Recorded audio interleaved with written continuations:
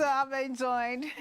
I've been joined by Mariama Bukari. She happens to own a team, a juvenile team at Community 22 Extension.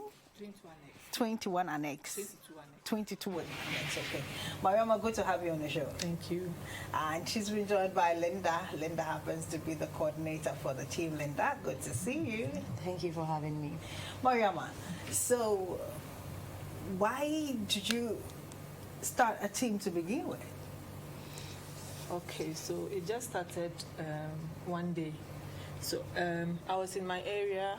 Actually, I've been into football since childhood. I've played before, but I stopped, after GHS. Oh, so I was about to ask, is the team name So, I used to play for my school. Okay. Yes, from primary, Community 7, number 2 GHS.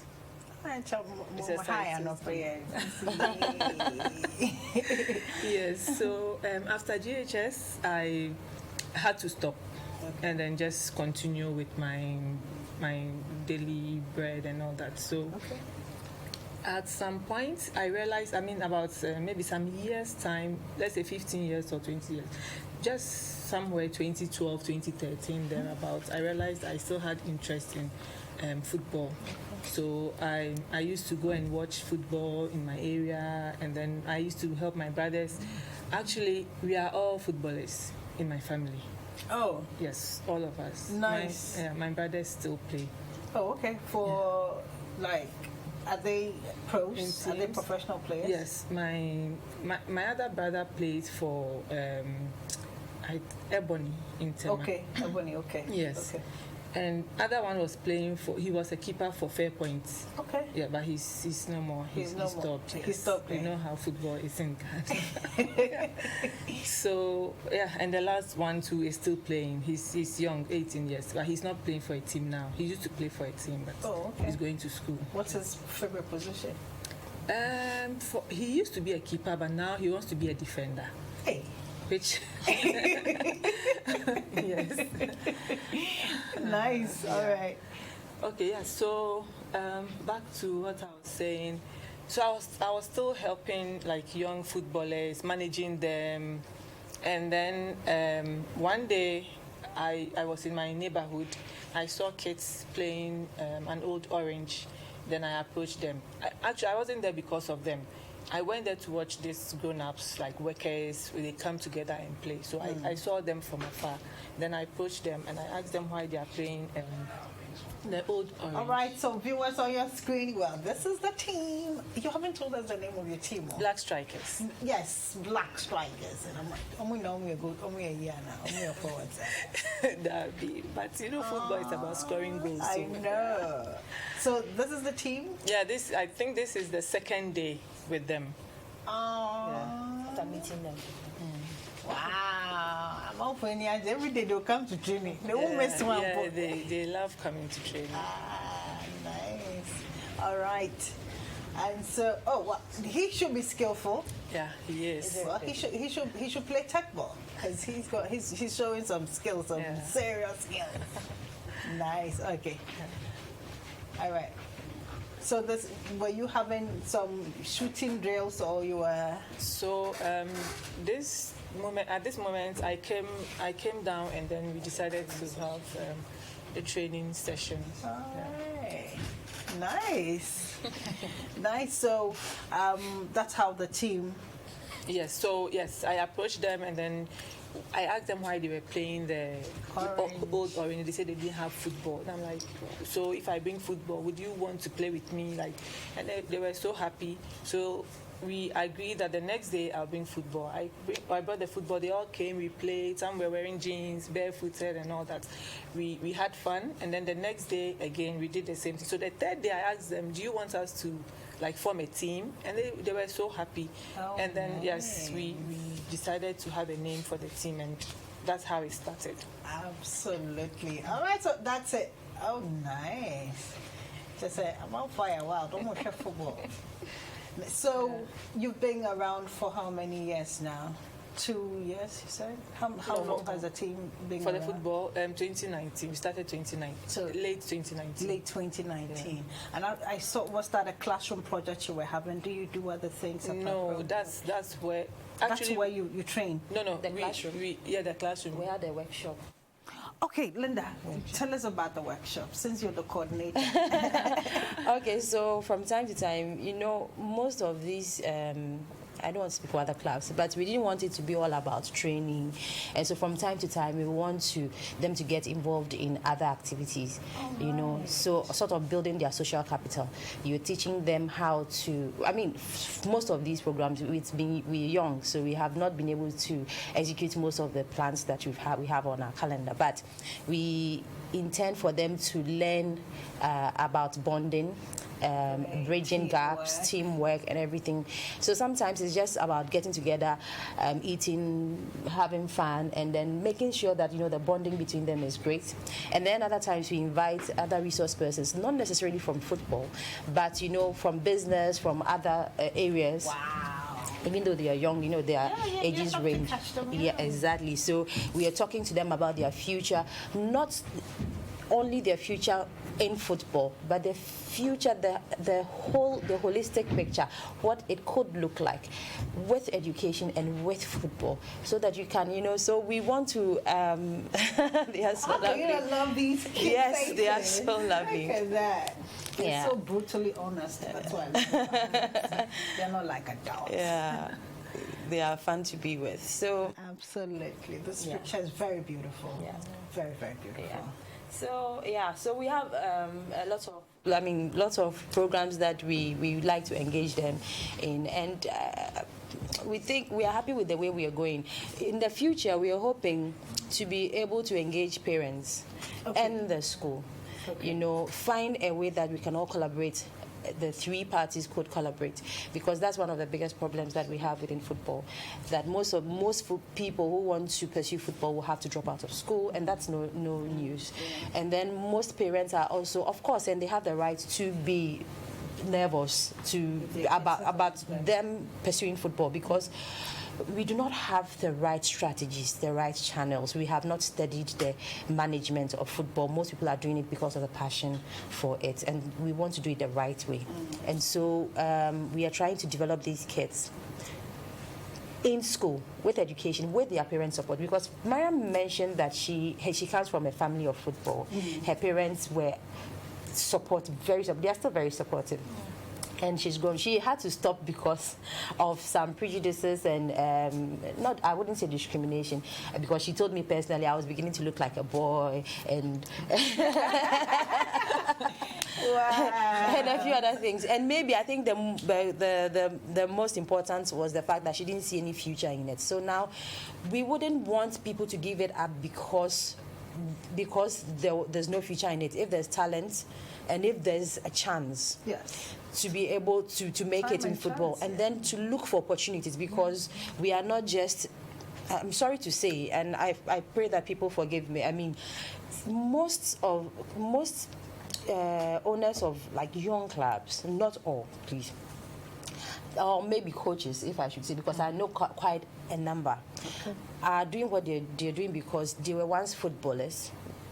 It's your story, you know. They were once footballers. They got disappointed by the system. They didn't turn out, but they still have the passion for it. They think that one of these young people could live their dream for them, and so they begin to push out of passion, but not for the business of it, because these children, it's their future, you know.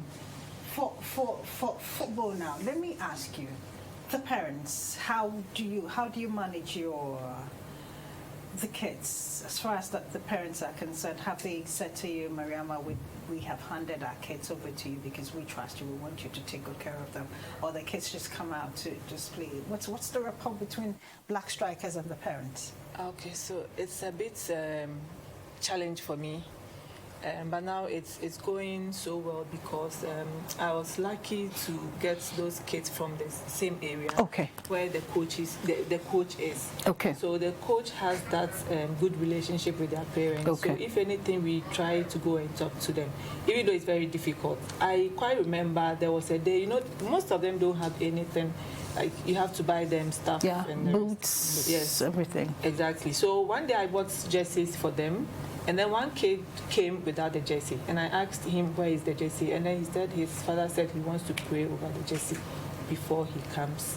I And see. then use it. Yeah. I So see. it's so difficult. Sometimes you have a program, they go and tell their parents. It takes so much time for them to Get decide. permission. And all that. All right. So moving forward, you, as Linda said, you're going to, have some form of a gathering with the parents, so that when you say to your kids we're going somewhere, they, they might not have too much of a problem with it. Yeah. They need to trust us. Yes. First. Yes. And we also need to assure them of the security. Absolutely. And then we also need to communicate properly with them where we expect to get these kids to the final destination for us. And I like the fact that you're training them now, and you're saying to them there's a whole world out there apart from football, because someone might be wondering, why would they be teaching the kids about the future now? Because they probably don't even know what they want to do. But if, for example, an accountant came in and said to them that when you add 1 + 1 and 1 and 1 to make sure that the money is safe, the child said, I want to be an accountant. So it's a good thing that you're giving them, that kind of a training, so that they have better prospect about this life, what they can do. They could be a doctor, they could become journalists, they could do anything they want to be, pilots. They need to feel pressured to choose. Absolutely. Because if you have a kid and a 10-year-old kid in your house, they change their careers like every time they want to be something else. I think I want to be an accountant. Then the next day, I want to be a doctor so that I will help people. So, they change. But once you talk to them the way you're doing, they have a fair idea about the careers. That's why they even have career days at school now. Exactly. So once you imbibe, look at that. What was that? We had a match that day. Aha! But who's that tall one? He's actually, you see, so that's another. He's no more with us. Aww. Yeah. He's no more with you. He's gone to school. He's gone to another. That's another challenge because. My team is not playing the league, the GTV league. So some of the clubs try to, after we train them, they come and poach them. Yes. No, you have to do something about it. You have to do something about it. But do you hope to play in the juvenile league soon? Yeah, I'm trying to. How difficult has it been, or how easy has it been for you to finance this team? Because obviously, you ladies are on your own. Yeah, it's so difficult. Initially, I had few people to help. Someone brought me boots from UK. Someone brought me jerseys. The yellow jerseys you saw was given to me by a good friend. Yes, great. They were supporting, but now everything is just on me, and it's very difficult. But I'm trying. I hope we get there in future. You're trying. Linda, so have you gone out there? Who have you spoken to about the team? Since you're the coordinator, have you gone out there? Have you spoken to Corporate Ghana? Anything? No, we've not spoken to Corporate Ghana. That's what everyone is doing. Everyone wants funding from Corporate Ghana. No, so I asked if you've done anything at all, but it's a good thing that you have started. But once you have started and you go to them and you say, this is what I have done, you've got pictures to show for it, someone will lend you a helping hand, right? Yes, we are looking for new ways, creative ways of raising funds, because we have found that how difficult it is from past experience, how difficult it is to get funding from, because we are not the only team, we are not the only juvenile team, we are not, there are other women teams, other vulnerable, clubs who are better suited, not better, equally suited to get funds. And it's, so the thing is that we are trying to look for innovative ways of raising these funds, and that's part of our project. Since we have not executed that, I don't know if it's right. Yeah. Since you haven't executed it. Don't let someone steal your idea. Exactly. But the future of the team, Mariama, where do you see it? You birthed it. You actually probably chanced to own it. That was a good opportunity for you. You took it. But now you lie down in your bed and you dream. What do you see where do you see Black Strikers go? So I want one thing I want Black Strikers to be is to have a 50-50 relationship between education and football. Absolutely, that's the FIFA thing. Yes, but you know, in Ghana here, most of the boys, when they are playing, they don't want to add education to it, which I totally disagree. So I'm trying to, my boys, for instance, I keep telling them, yes, I know the team is for me, but don't focus on the football. You may not, you may even end up, yes, you may end up not being a footballer in future. Now you tell me I'm a footballer, I'm a good footballer and all that, yes. So the career span of a footballer is very short. Yeah, very short. Very short. Very short. But they don't know that. Yeah. When you tell them, so that's why I even have these young ones, so I will start training them to have that mindset, yes, before they get there. Right. So yes, I plan to have a big academy that has to be with education, together with education, where you don't really have to focus only on football. Yeah. You know, you can love football, but you wouldn't be able to play. Absolutely. Yes, FIFA you does can not be even approve of that. They want you to go to school. Exactly. Learn, read, learn your contract. You want to sign a contract, you pay £1 a day. Whilst your manager takes me, for instance, your £10,000. You see. Yeah. So me, I'll use myself as an example. I love to play, but I couldn't play. But now I ended up doing sports management, doing my master's in sports management. Awesome. Yes, awesome. and that is also sports. Yes. Yes. So I think you can still do sports, but not to play on the field. Absolutely. Yeah. The business side of it. And so, an academy. What's the name of your park? The park. There is no name for the park. Actually, it's someone's land that we are using. So if he comes right now, he say you want to build, we have to relocate. To just move. Relocate, huh? Yeah. Because anyway, one ton of Black Strikers park. It would be cute. It would be a cute name. Yes, it would be a cute Black name. Strikers. Oh, park. Yeah. Yes, Black Strikers park. Linda, so coordinator, where do you foresee these kids ending up? I see a future where these kids are self-sufficient. They don't turn up like the many street adults that we have who have been disappointed by an industry. I see kids going through our hands and having a fulfilled future, whether in football or out of football. Very well said. Very, very, very well said. It's been a great morning. It's Friday. You know, we have fun on Friday, but this morning we've had fun. We've got some education, and we have learned a lot. My darling, thank you so much. Mariama, what lesson have you learned from the kids? I mean, being with them, have you learned anything from them? Yes, I think I've learned a lot, but one thing I have learned is that unity. The kids, yes. I mean, there are sometimes that they had a lot of, you know how kids are. They'll have so many issues, but then the coach will just try and then bring them together. Yeah, so there is unity. All right, all right.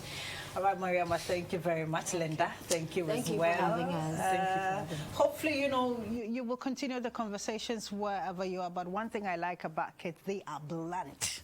Brutally honest. Brutally honest. They say it as it is. But carrying on in our corner. So we'll go for a quick break. When we return, there's more here on Studio 5. We'll be back.